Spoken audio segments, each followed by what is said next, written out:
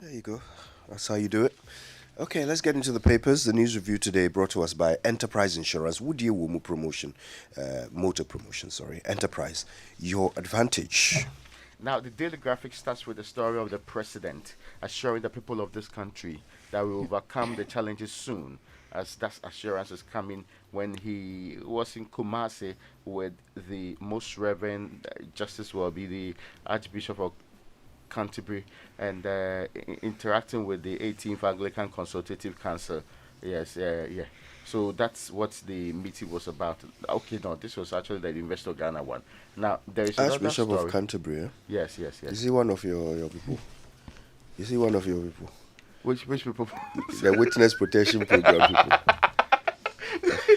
He's not part of the people Some who of are. us cannot understand what you're Yes, saying. yeah. Wicked protection. Please, clear language. Yeah, yes. Raymond, do you understand what I'm asking you? No, I'm not getting you. But from cannot correct. it. Now, seven STEM schools fully operational. This is the education minister speaking there. So, science, technology, engineering, mathematics schools, seven of them. A couple of years ago, the minister actually indicated that the building of these schools were underway, and this is to prop up. Our original plan was to have 60% of our students doing science, 40% doing arts. Along the line, we even struggled to get 30% doing science. So hopefully this will push it because the future is technology. And we knew it way back then, except that we did not put our money where our mouth is most of the time. So hopefully we would improve this and improve more than just STM schools.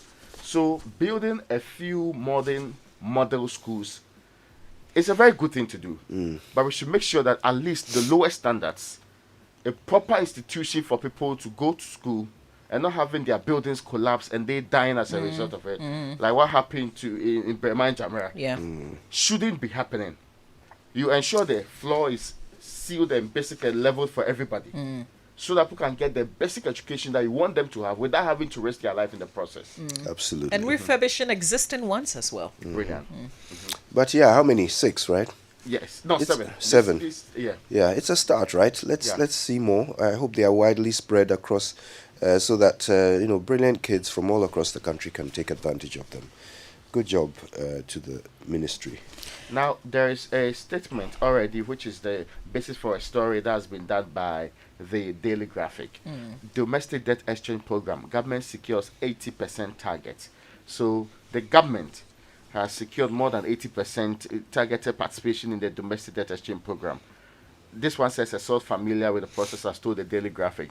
Of course, this was at press time last night, but the government has issued a statement which says basically the same thing too. So let me just go through the statement so that we are clear. It's the same thing that we are dealing with here. The people of this republic have been told that this plan. Okay, no. Basically, this is what it says.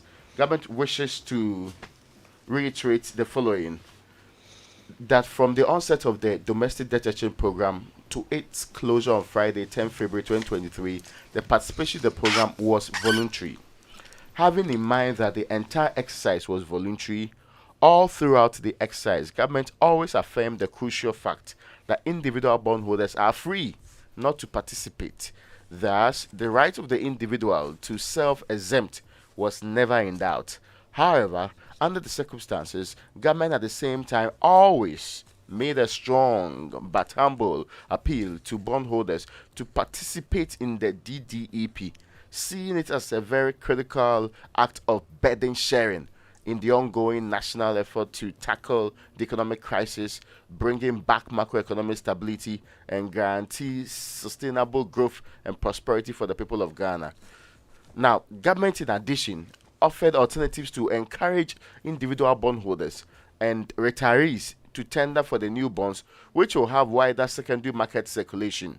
The government is grateful to those who took part in the advocacy in securing an improved offer for participants. The government would like to reassure all individual bondholders who elected not to participate that your coupon payments and maturing principals, like all government bonds, will be honored in line with government fiscal commitments. The DDEP is being done to help protect the economy and enhance our capacity to service our public debt effectively.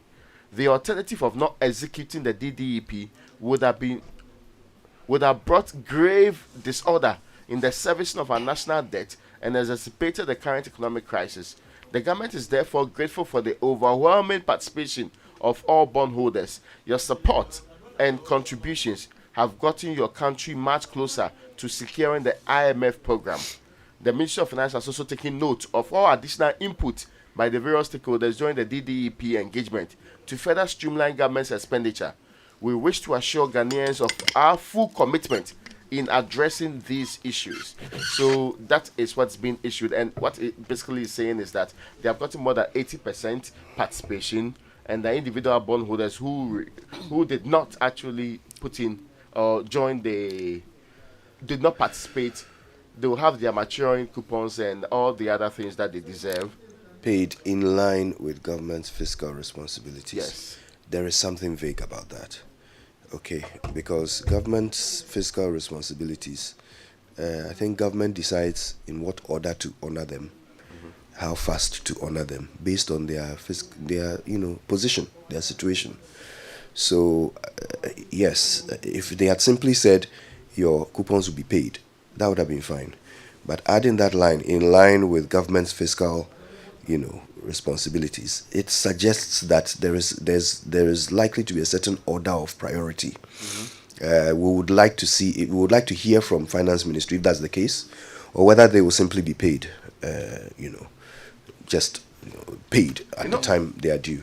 The other thing is this: they keep saying that from the beginning it was optional, it was optional, it was optional, but that's not true. In the beginning, they exempted certain people. Including these individual bondholders. Government exempted them specifically. So it's not true that it was simply optional. If you tell someone you are exempted from this, what option do they have? What option have you given them?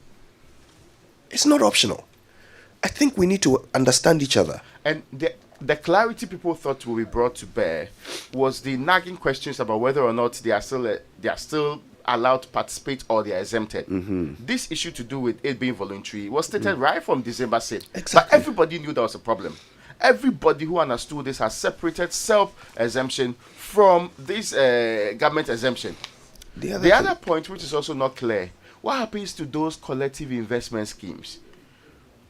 Their destinies were tied to that of individual bondholders. Again, not only was that, there's also those who hold bonds in trust accounts. Those people, so their destiny also tied to the individual bondholders. Are they getting the same deal as we speak today? Or because when this reference is being made, they were not mentioned at all. This assurance that there will be payment in accordance with whatever government is saying, does also apply to them. And one more thing about these pensioners, the conversation has never been that this is not voluntary or this has been voluntary.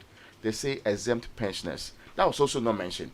So this statement really clarifies nothing. And for me, that's very significant because these are senior citizens who have actually been going to the ministry specific.